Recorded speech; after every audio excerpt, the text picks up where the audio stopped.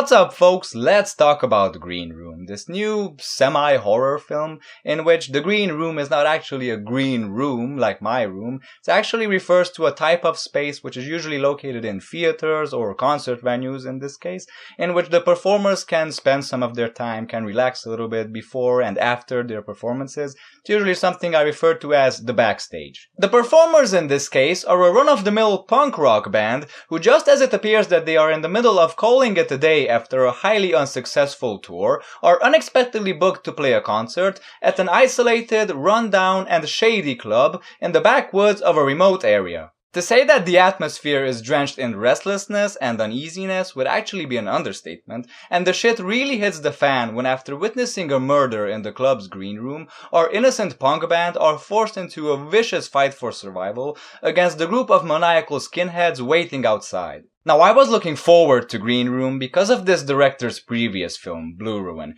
That's one of my favorite films from the last couple of years. I highly recommend it. It also has a very, standard plot, as you would say, similar to Green Room, but that was more of a kind of revenge story, in fact, rather than this kind of chamber drama / siege film. Because of the major success of Blue Ruin, the director said that he knew that this was going to be the only period in his career when he was going to be able to make another film as ultra-violent and as bleak as Green Room. And I guess I can understand that, seeing as he's becoming a more well-known filmmaker, he's probably going to be offered, or probably going to be wanting to dabble in projects that are more for the general public. And what can I say? That's okay, I guess. That's cool. It's not often that films like Blue Ruin and Green Room get made. This director has a very unique vision, a very unique take on these otherwise standard genres, such as the thriller and the horror film. When I think of these two films, I think of something that's very stripped down, very bare-bones storytelling. It's almost as if they were skeletons of movies, but they're also extremely atmospheric, very brooding, and very violent, and the only thing that violence accomplishes in these stories is breed more violence. And I was also very excited because, seeing as it is about a punk rock band, and I knew that the director had some sort of connection to this music, he used to play in a hardcore band when he was younger,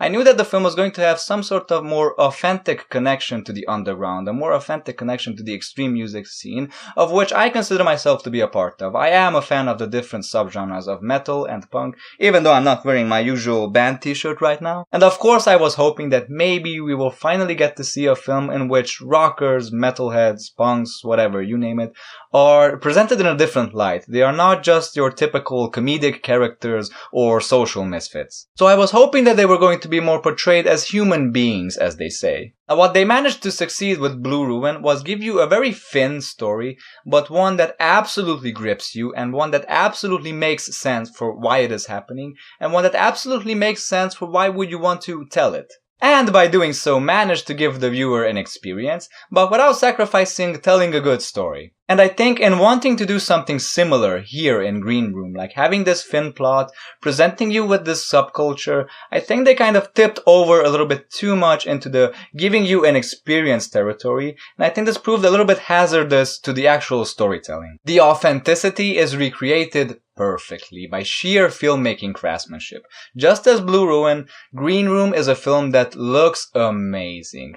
Very nice images, very nice cinematography, very crisp, very nice color contrasts. And the club, no wonder it looks so real. Allegedly, it actually exists. Now, I don't know exactly, they haven't said if it's actually used as a club or used to be used as a club and now it is used as something else. So everything concerning the cinematography and the scenography, yes, I bought it, 100%. I can imagine that that place would actually be a place in where concerts would be held. The other aspect about this film everyone is talking about and praising actually is the violence. And yes, indeed, I have to admit it myself, the violence here is very uniquely handled. This is essentially a horror / thriller film, so I don't think it's a spoiler of me saying that yes, some people die in this film in horrible ways. But the violence, the deaths, the horrible things that happen never feel gratuitous. It's the same situation with, it was with Hush, another horror movie I reviewed, in which the gore, the deaths, they are not just there for the sake of being there. They are a very powerful narrative tool. They are not really the highlight of the film. They are not really there for entertainment purposes. Every time a character dies, it is treated very responsibly, as the director put it in an interview, in the sense that you give a shit when someone dies. It happens in a very realistic way. It happens quick, it is brutal, it is actually quite strange and awkward. There's no real build up to it, and the characters don't really have any time to react. So the film does a very good job at giving you that kind of experience of what it would be like to actually go through something like this. Like, your friend died, fuck it. You don't have any time to look back and think about it. You just run. You have to save your skin, otherwise you end up exactly like him. So you see, this is a horror film which doesn't really try to be anything more than it is. It doesn't really try to be anything more than just a well-crafted, well-acted escape movie.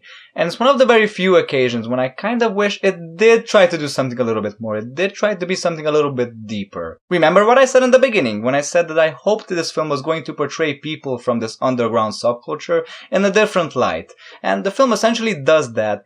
But at the same time, I couldn't help feeling that this same exact plot could have taken place in an entirely different context. It didn't necessarily have to be punk rockers. It didn't necessarily have to be a rock club.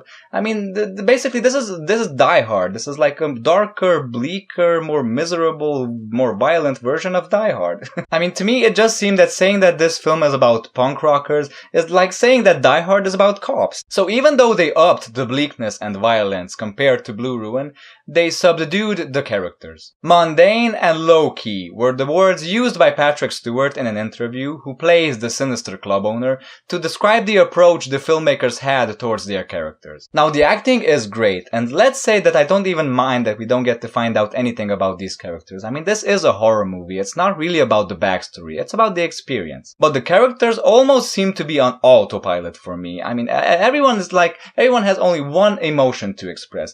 Everyone's face remains the same throughout the entire movie for the whole hour and a half. It seemed like a very strange choice to me to have these characters be so subtle. I mean, it might have been the whole point. The only, vague kind of message I kind of walked away from this movie, if it even has any, is that, yeah, I guess it's not written on anyone's forehead who's evil and who's not. The movie is trying to be very objective.